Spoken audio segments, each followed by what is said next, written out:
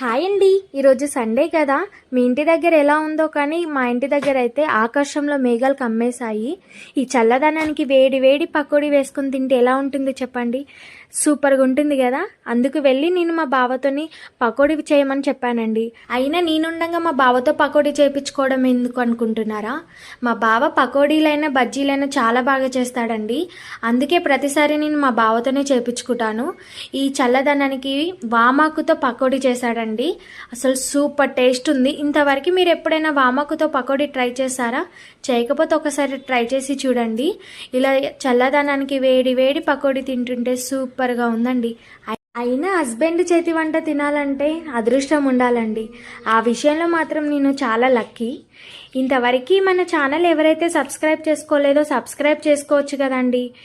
మీకు ఇంకెలాంటి రెసిపీస్ కావాలో కామెంట్ సెక్షన్లో కామెంట్ చేయండి. తప్పకుండా రెసిపీస్ అన్నీ నేను ట్రై చేస్తాను.